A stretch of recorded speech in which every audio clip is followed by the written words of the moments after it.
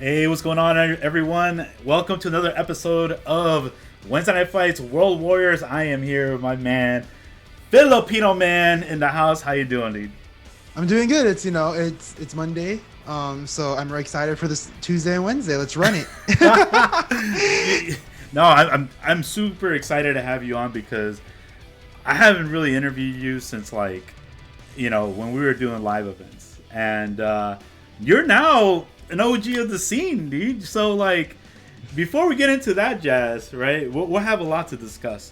But one of the questions I've never really asked you is how did you actually get started? What character did you pick? Because I know, we played as we grinded, right? More so than kind of got a history lesson. So we're taking a step back. For people that don't know, how did you get into Street Fighter? What was your first character? And lay it on us, bro. Street Fighter, I've always been only a fighting game player my entire life, basically. I don't really play that many video games. I always like to play Street Fighter 2 with my parents and my brother back in the day on the Super Nintendo because, that's all we had. Back then, I used to play Dhalsim, actually, because of the sliding kick. However, I started playing MMOs, and then there was a glitch in my MMO game that made me stop playing the MMO. So I bought Dead or Alive in 2008, and that got me back into fighting games, or 2007. And I figured out there was an online scene, and then I saw DirecTV. And then at the time, Street Fighter 4 was finally showing up in arcades. We were finally getting to the point where Street Fighter 4 was coming back, and I saw the trailer. So when I first saw Street Fighter 4, I actually wanted to play C Viper because I saw her burning kick and her thunder knuckle on the trailer. And I was like, I need to play this C Viper. Mm-hmm. And then, as a new Street Fighter player, you can't just pick up C Viper like that. That's actually super difficult. So I couldn't tech Chun-Li's throw. So my first character that made me really start to win in Street Fighter was Zangief. So I played Zangief, and then you can only mash Lariat and spinning pile driver so much before you start losing to decent players. So I started losing. So I was like, which character can I actually really play? And then that was from February to April, I played Zangief. And then in April, I was like, okay, I need to find a new character. So I beat Bison story mode, and I saw this new character, which was you unlock Rose in Street Fighter 4 Vanilla.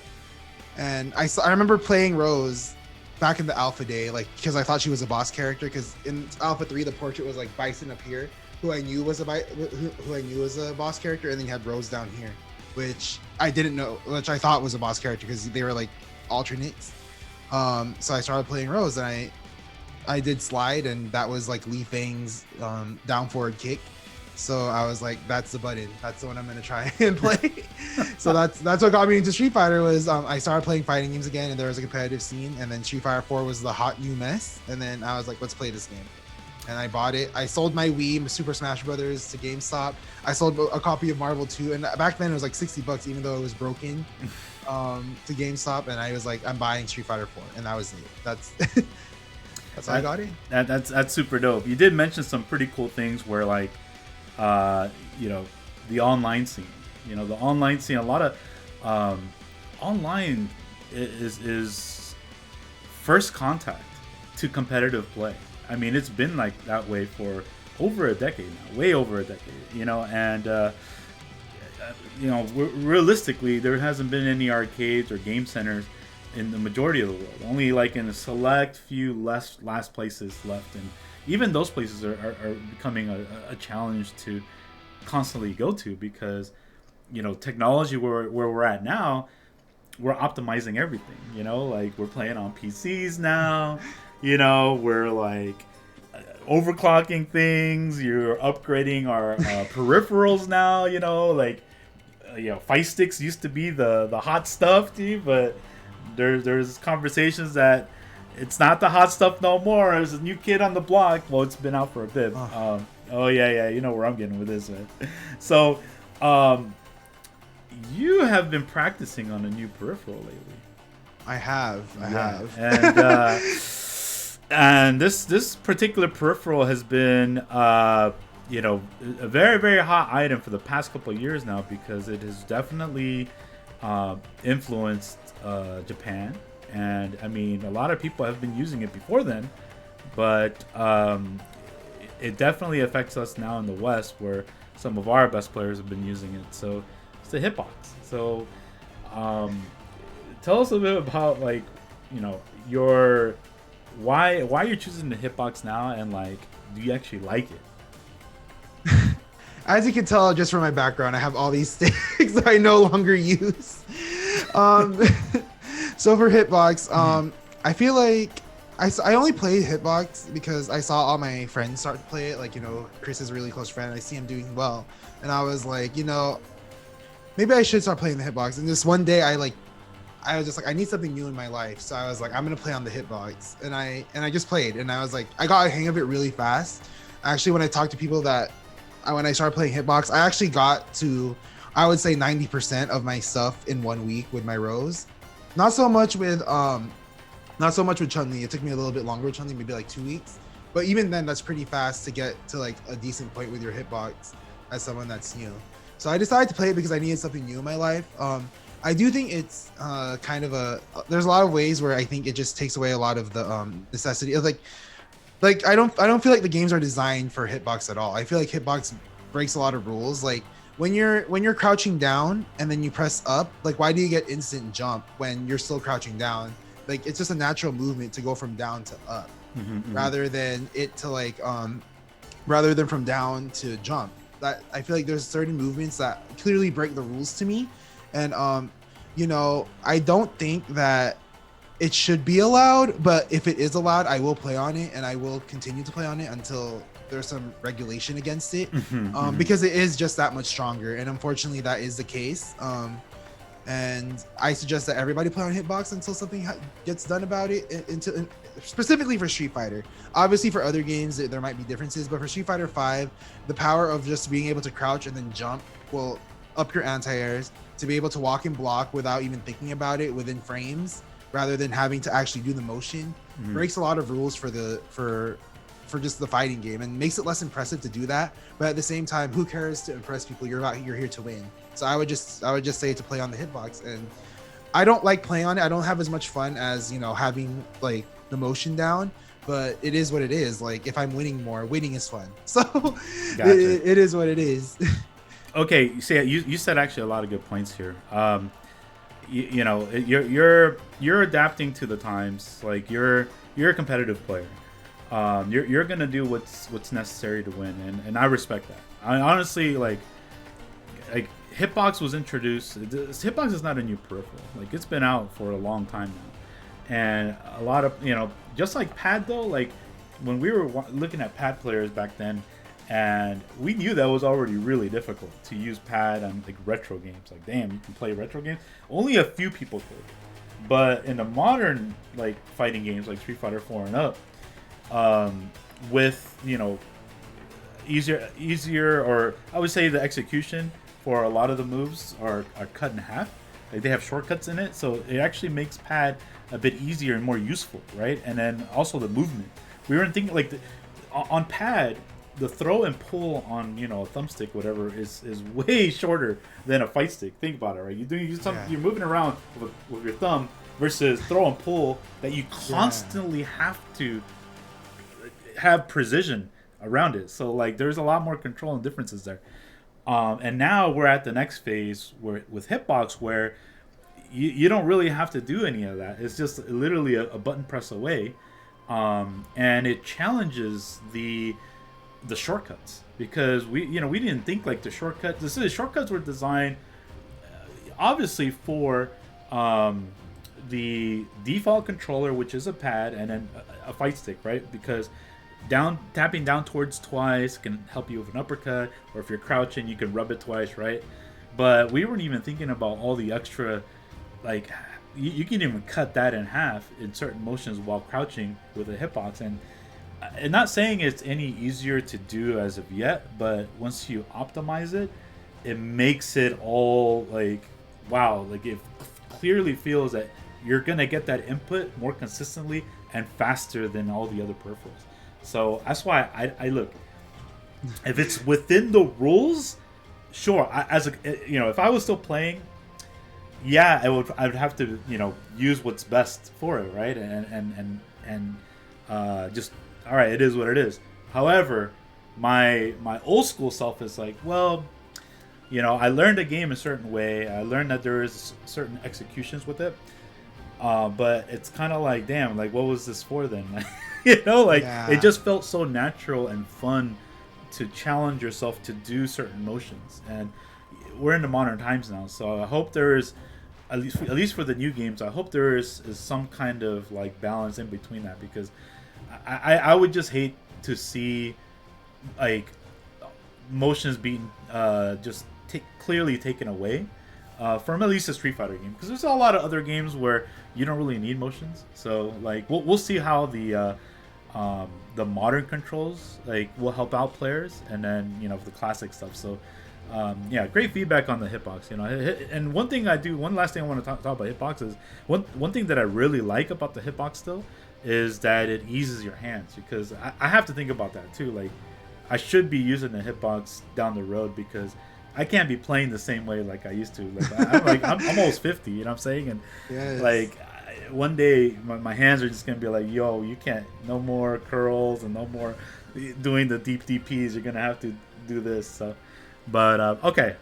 But Again, yeah, thank for you. me, Yeah. I would also add that a lot of people think I'm just like the person that always picks stick. I was not. I was actually a pad player for the longest time. And you'll see me take out the pad for Mortal Kombat or any game with a lock button. I'm a DOA pad player. So I play on whatever works best for me. But I feel like building controllers that specifically for games Mhm. is kind of rough, because it creates like a slippery slope. Like years ago, we banned full schedules stick because he had the extra. But I feel like these are just arbitrary rules to ban stuff. Mhm. So where do we draw the line? Is a cross up cheating, or is a cross up too much, or is this new antagonist stick too much, or is the hitbox going to be too much? Like, where do we draw the line in terms of how we regulate these sticks? Like, Yep. someone will have to make those decisions, and I don't know how they're going to do it, because we've allowed too much already. But I feel like, Full Schedule is making a name for herself with that extra button, but then we took away the button from him. He started to lose. So, there are arguments to where these peripherals are actually definitely improving people's chances to win a lot more, like a significant amount. So we'll see. But for now, if it's allowed, I will continue to play it and optimize my setup in the same light. Yeah. So like again, all power to the players that are optimizing in a legal way to compete. Go for it. As long as it's within the rules. All right. Talked about hitbox. Let's talk about the region. We're World Warrior. So like, World Warrior. yeah, World Warrior. I know. Like we just had the first one with Chris CCH winning, and you got second. Actually, like there's a lot of strong players over here, and you're included. And both of you also placed top 8 at Combo Breakers. So it's not. And you're one of the only few representatives from California that placed top 8 in an area where it's mainly dominated by East Coast and Midwest. So like, I just wanted to get your thoughts on like, was after that exhibition in the Midwest, Midwest versus West Coast, like, did you feel it was actually truly justified that like the region truly believes that they're better than the West Coast, or is just only on that particular team battle? So like, what were your thoughts on the aftermath? Of course, I agreed to suck it up and say that whichever region wins is better. But at the end of the day, it was a showcase match, and it always ends up to be where whoever is better that day wins. So at the Uh-oh. at this exact same light, I told my log out, so It's all good. It's all good. at the exact same light, it's like, was SoCal really better than NorCal the day of Wednesday Night Fights, where he dominated, right? When 4 of us went down against everybody else, right? One for one, and then he just decided to carry us that day. Was SoCal better that day? Probably Eyes, not. right? Snake Overall, Eyes it was did just that thing. Snake Eyes' thing, and I feel like it's kind of the same thing with Just a Kid. Just a Kid was hot that day, and he had his Snake Eyes moment. And when I spoke on the Ultra Chen show a few months ago, deciding, I'm like, it's gonna be someone's like crowning moment. And then ever since that moment, Just a Kid works hard. He had that moment, he even made more of it by continuing to stream, continuing to place, winning his CPT Midwest, and then getting top 8 at Evo, taking out one of our own. So there is a case to be made where Midwest is better because they have that one better player. But I feel that the West Coast overall has been placing better than the Midwest at these events. Mm-hmm. So, like there is a case for both sides. I'm not gonna fault them for saying that the Midwest is better because Just a Kid is dominating us right now. But at the same time, it's not static. It always changes. And if you look at the results overall, I feel like if you look at the Evo results, which obviously is a West Coast tournament, so there's gonna be more West Coast. Even there, I feel like overall the Midwest underperformed in terms of how skilled they are compared to the West Coast, who, if you look at the top 48, is the bulk of it compared to the Midwest. But you can't really say that because it's a West Coast tournament. But then when you see the Midwest tournament, the top 8 was or the top 32 had a lot more West Coast there anyway. Like you had Flaquito there, Jot there, me. Pretty much everyone made top 32 there. So it really depends on how you look at it. But because I agreed that I would say they're better because they won that, I would just say they're better. It is what it is. Like that was the agreement. That is what we signed down for, and it is. That is what it is. Like they were better that day, so they're better. No, fair enough. And just to put a bit more respect on the Midwest, like, their best player was better than our best player, in multiple instances, like you mentioned. Just a Kid beat Chris CCH when it mattered the most.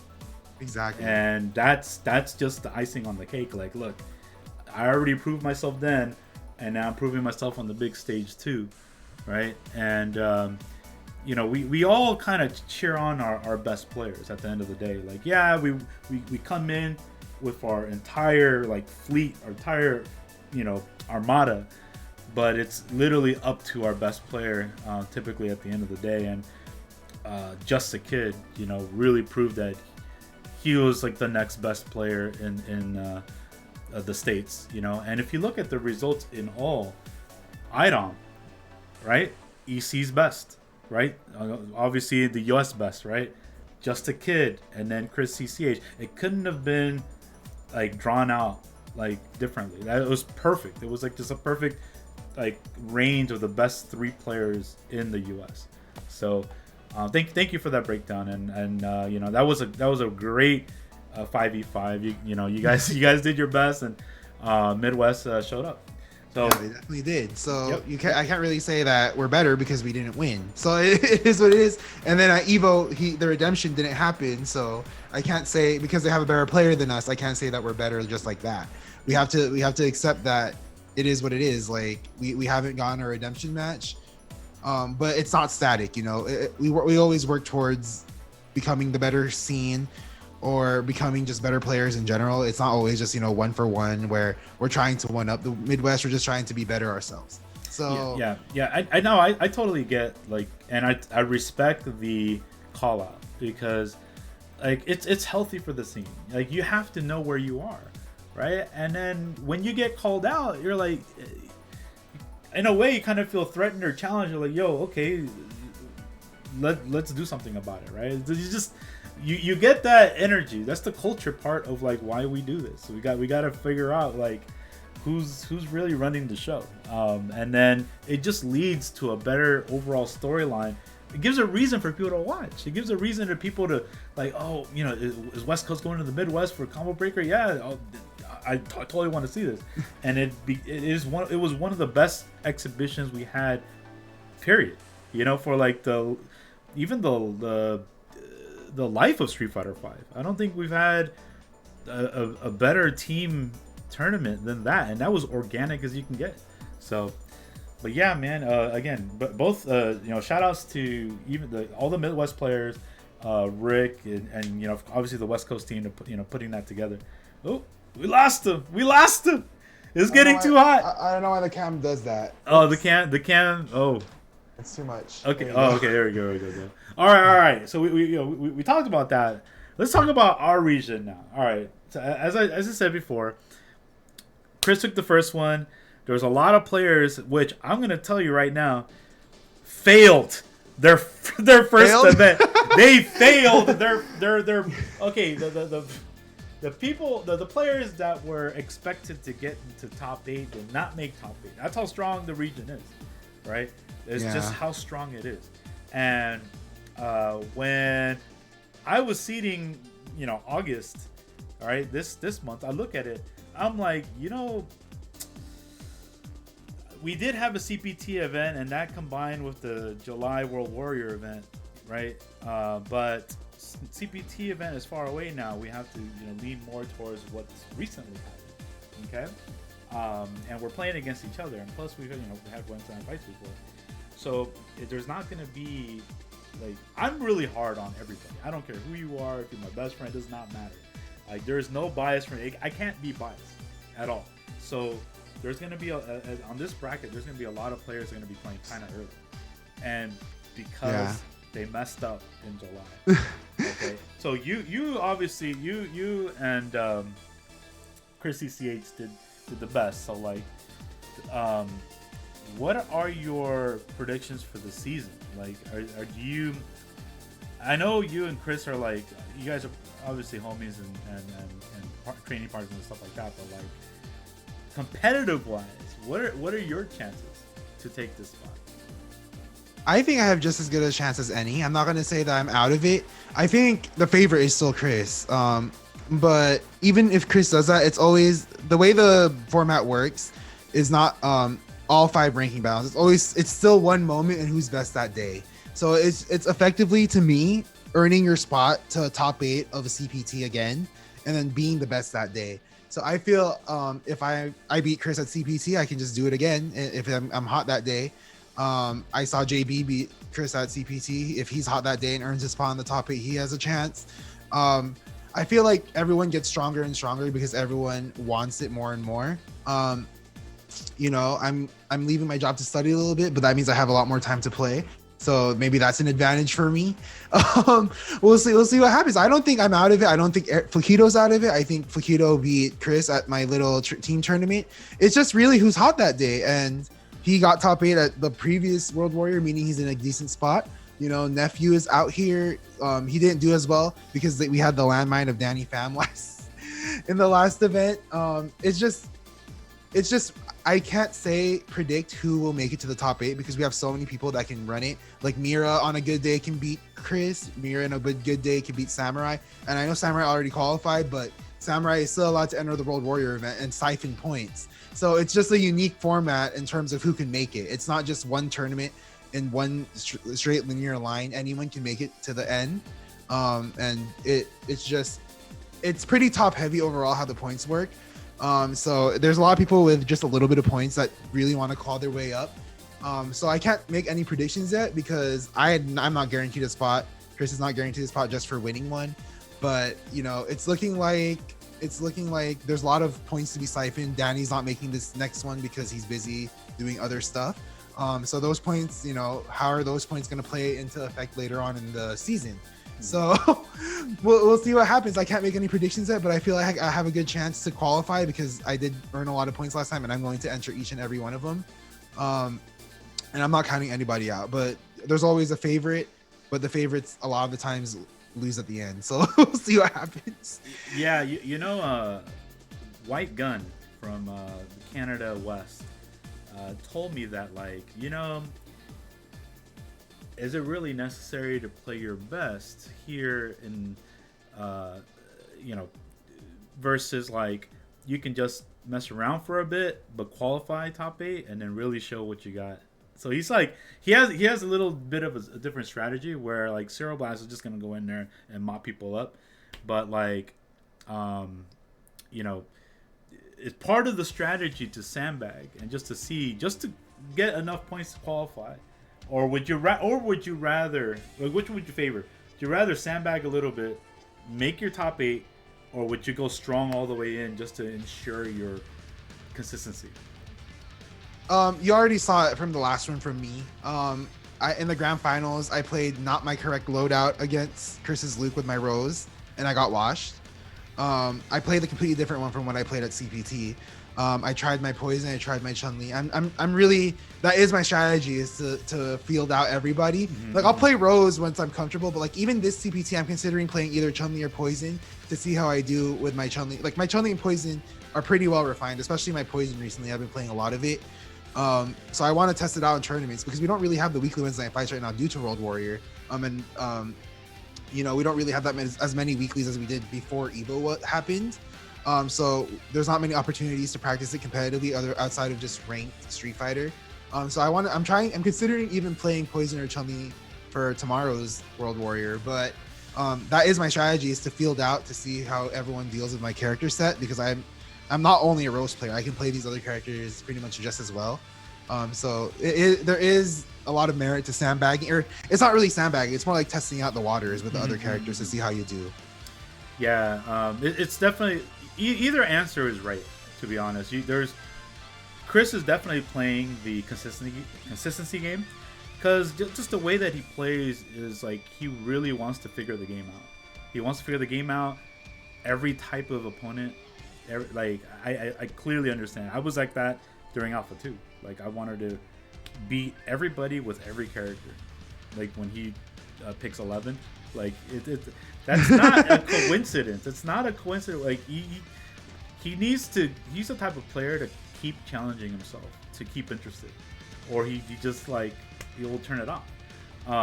And obviously he has his fun, but and you're now, like I mentioned earlier, you're an OG of this scene. So I mean, to me, this is what I think an OG of like any competitive scene. If you were around in a previous generation of the game, but also have paid it forward, like you're doing your part by, meaning you're going to events still, you're mentoring or telling people about what you do and trying to grow the scene. That's OG to me. That's like you're being very genuine. You're doing your part to like cultivate the scene, like how I did it back then, you know. And you don't really have to run events to do it. All you got to do is be a good mentor, or just let people know how it's done, dude. So how is that kind of tenure with you now, going from Street Fighter 4 era to the Street Fighter 5 players? Like what are, you know, how is mentoring the next generation of players been?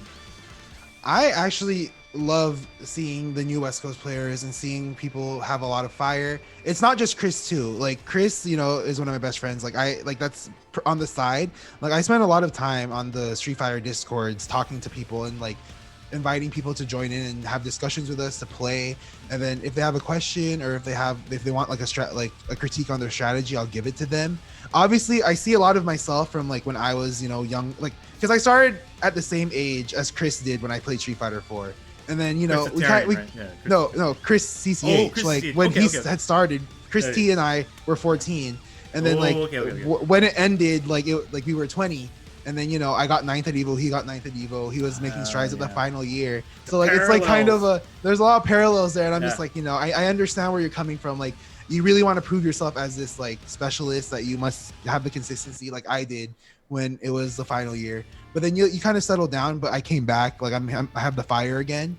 But I have the fire to like have everyone improve here in SoCal.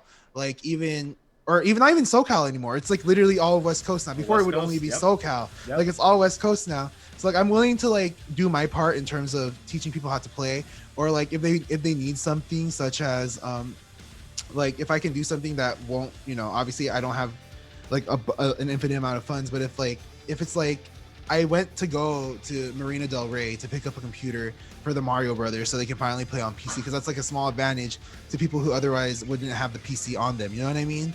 So like it's just stuff like that. I'll go out of my way to do stuff like that if within my reach and power. And I feel like there's a lot of people in the West Coast that would do that, like Sherry and Frankie. They would all be willing to help out, and that's something, like you said, is the OG kind of mentality in helping the new scene. It's not like there's like the bullying days that people thought it was is no longer there. No. It's always like come in and like we'll help you out, and you know, you're only as strong as your scene. So that is what we're trying to do out here. Yeah, it's well said. And I'm glad, you know, the scene naturally has like mentors that like really want to see this grow and improve, and there's a lot of good like young talent out here. And I mentioned to Samurai like, hey, I've noticed that you've been training some of like the new Shoto players that are coming up, like the Anthony Barbecues, the Hilexes, like they're getting really really good, right? And they're just they gotta get their lickings in versus like all the crazy matchups. But if you play them Shoto matches, God. They know it. They know it so well. Yeah, like I played versus Anthony like crazy hours, and like he's all like, "You want to get another one? You want to play another one?" I'm like, "Yeah, let's play." It's like I missed that, right? You see them too. It reminds me of Chris T. Like when we were like, "Hey, do you want to play another one? Let's play another one. Let's play another one." I'm like, "Yeah, okay." So like, I think, and we're gonna get into this about Street Fighter 6. I really think that Street Fighter 5 players are just gonna be natural to Street Fighter 6. It's just the way the game is designed. It's not like a retro game, lots of similarities to 4 and 5, but more so 5. But I mentioned in my first impressions video that it seems like an improved Street Fighter 5. And have you get a chance to play it? Right? I actually haven't at all. Okay. I didn't get a chance at Evo. We were busy. Yeah, so I still need to get a chance. But I've watched a lot of footage. I watched Arturo Yipes and Li Joe and Javits break the game down. Shout out I'm to East Coast. keeping up. Yeah, I'm keeping up. Shout out to the East Coast. Sharing all the tech. It's cool. Obviously, the game is not the balance right now. Like obviously, because there's like some stuff that are obviously going to get patched out to me. But the core of the game seems to be very much so modern era games. They're not really pulling back to where, there are certain stuff that was, in my opinion, very difficult in the old games. I can't even do. Like I still can't reversal consistently in ST. Like I can't do, like I do Chun-Li up kicks and I always get hit out and it's like, okay, it is what it is. But yeah. Yeah. No, there's a lot of. I would say this: the battle directors and the producer of the games are going into the right direction, and it was clearly shown. One of the biggest mysteries was how good is whiff punishing in this game. And from Comic-Con, yeah, I played it, but I had to stand in line, and then they gave me a chance to play players back to back, but I couldn't have time to like sit there and like training mode. There's no training mode, but to really explore with it as much. Anyways, but from what we saw in the East Coast stream, is the punish counter potential is amazing. It feels more footsies now, or the neutral, where if you're whiffing buttons, there's a big risk. Like in Street Fighter 5, there's definitely whiff punishing in that game, but there's also characters that are meta that have good buttons to whiff punish or good walk speed to whiff punish those moves. A lot of characters can't whiff punish a lot of moves. It's really hard to whiff punish in Street Fighter 5 consistently unless you're playing those privileged characters. But in Street Fighter 6, if you whiff mediums or heavies, boy, you're gonna get crouching medium kick, drive rushed into like crazy amounts of damage. And you have to make a decision if you want to use all of your drive meter or set up for some sort of, all right, I use half of it because if I don't kill with like the next 3 blips of my drive gauge, then I'm burnt out and they can come back, right? They can like yeah, there's a lot of that, the pairing and all the other battle mechanics, which I absolutely love, that it's all available to you right when you start. Yes. There's just so much you can do with the game in the beginning, and you don't have to like wait until your life is low, except the level 3 damage buff that you get. But that's not a comeback feature unless like you land the hit and you get the combo, sure, but you have to earn it now. There's no activation points into earning it. Yeah. So it's gonna be interesting, and that's why I think Street Fighter 5 players that have been trying to whip, like they're getting really good now. It's not like, oh, the only reason that they win is because they pop V trigger and then do all this craziness, right? They've actually evolved to like waiting it out. They have better decision making on defense. Like I see it, and then I see that they're struggling on with finishing stuff because sometimes Street Fighter 5 don't let you do it. It's just like, oh, you want to whip? Oh man, I just messed up there. But it's gonna be interesting times, dude. With Street Fighter 6, and I can't wait till we get our hands on it to play it some more. So, but yeah, dude. That's all I got, man. I do want to add something real fast. So I feel like for Street Fighter 6, they had that vision for Street Fighter 6 for Street Fighter 5. Yoshige had originally said that they wanted a game where it was about resource management, but they didn't have that many resources to manage other than your health bar, your super, and your V trigger. So your V trigger is popped. You can either fight for your V trigger and then try and pop your V trigger and win, or you should save your super for your end game condition, and then you use your health trying to get in, or using your health in trade for V trigger. So it's just, I feel like giving it all to you at the beginning is so much better, and then you maintaining that meter and then making sure that you don't lose it all because you don't want to get came back on with your drive bar burnout is exactly what they wanted for this game, but they just didn't have, they were scared to do something like that, I think, for Street Fighter 5. Because they wanted to pull back a little bit, and then having all these mechanics doesn't seem so friendly to acquiring new players.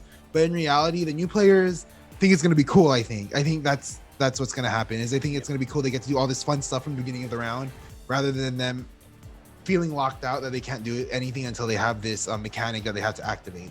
So I have like big hopes for this game, and I'm excited for it. I think it's going to be a little bit broken at the beginning, and then there's going to be some stuff that's going to be stronger. But that is what it is for year one games. Yeah.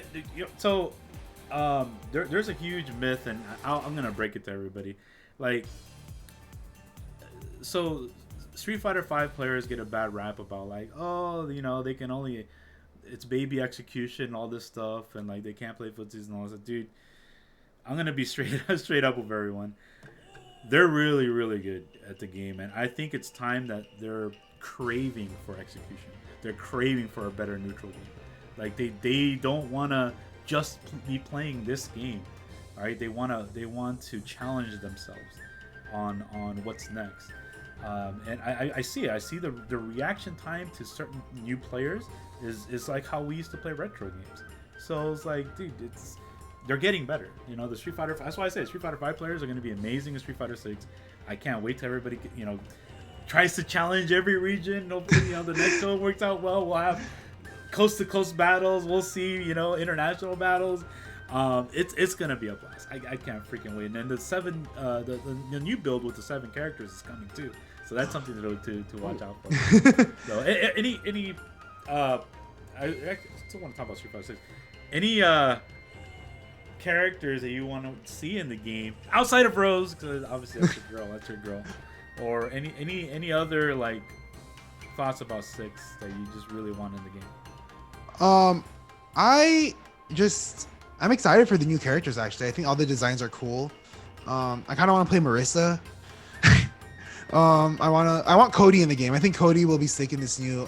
Cody's actually one of my favorite Street Fighter characters, even though I've never really played any Cody anywhere. I just think he's so sick, and I think he fits with the theme of like this urbanized kind of, literally street fighting finally. Yeah, Cody is more of a Street Fighter character than Ryu. Ryu's a karate man. But exactly, this is the way it is. Yeah. So I think Cody would be sick. I want to see his rendition in this game, especially with all the resource management and then holding the meter and the zonks. We'll see where they go from here. Obviously, I want Rose. I don't think Rose fits so much. I think they can go with Minot playing with Rose's style rather than what they gave Minot this game. But we'll see what they do. I feel like there's just a lot of DLC possibilities, and I feel like Street Fighter 6 is in it for the long haul. They're gonna support Street Fighter 6 for much longer than they did Street Fighter 5. It seems like their passion project, and I just want to for anyone that's watching this that's new, there's no, in my opinion, I played a lot of fighting games in my day and a lot of different stuff competitively I've competed in. There's just no game like Street Fighter to me. Like it's just there's just no game. It's its own little thing where it's just, I feel like it takes away everything from you, so you have to play with what you have, and it's not just locking people down. It's about giving everyone a chance for a minute, and then you lock them down. and then like if you don't know how to use what you have, you're just locked down. But if you just have what you have, you're not infinitely in the block string. It's a lot of interaction over and over again. And I feel like there's not many other games that allow you to do that. They're like sometimes you're just caught, and then you're caught. Like in Street Fighter, if you know what you're doing, you're never just caught, because there is no option that beats two of the options, right? So there's just no other game. Well said. I think Street Fighter has done a great job in being methodical enough to where, I mean, yeah, when the first versions of each game, it starts crazy because nobody knows what's going on, and nobody knows the defense. Everybody's just mashing on the offense. But as the upgrades happen or the patches happen, then you start to the game slows down, right? Because the players get better at the game. They know what to expect. They know how to like really take you apart hit by hit. Those the best players do that, and that's why it feels like it's more of a balanced chess match than just kind of being rushed down all the time or not being able to get in all the time. So give or take, Zangief stole some matches and stuff, but I think Street Fighter is definitely here to stay, and I'm glad that you're with us to push the scene forward for our scene in the West Coast, man. And it's been a pleasure to talk to you, dude. And absolutely, please let everybody know how they can get a hold of you, where to watch you, and what you're doing next. Twitter, you just follow me at Filipinoman down here, and then you have Filipinoman with a 0 on Twitch. And I just like to talk to everybody. I don't really tweet as much as I used to. On Discord, if you are on a West Coast Discord, you will find me. You'll find me. If you just DM me, I will answer you. It's fine. Other than that, like, just talk to me. And for me, I think we decided that we're gonna go to like an East Coast tournament of some kind to see how it is. Probably the ones with PC on it. There's a couple. Because we do appreciate the PC setups. We'll see how we do there instead of the PS4 setups that we have been. So there's no excuses other than if the PC runs terribly, which I don't think. Sometimes it could happen, but I don't think it will. I think people will be open to the errors that PC would have. Like there's growing pains. Like you knew all along that PC would be the future back then, but there's always growing pains, and there's always going to be pushback. And I'm willing to just give it a shot. We'll see what we can do. And I feel like I crave the opportunity to play other players that aren't just the same 5 people or 6 people or 7 people here in the West Coast over and over again.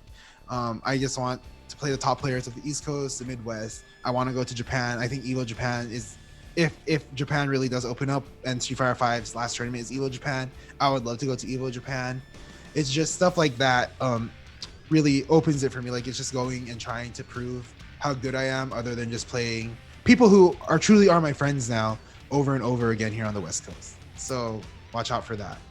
Nicely said. And definitely rooting for you and of course our friends on the West Coast to just continue the rush, continue the rush and keep playing Street Fighter. You know how it is, Valle. People always saw me as a zoner, but everyone knows I just play the zoner characters and I just go in. Like it's all a facade. I all go in. For sure. Well, again, thanks for jumping on late. I'm gonna try to get this. If not up late tonight, I'll get it up tomorrow. All right, everyone. Thank you for joining us for another episode of Wednesday Night Fights World Warriors. We'll see you next time.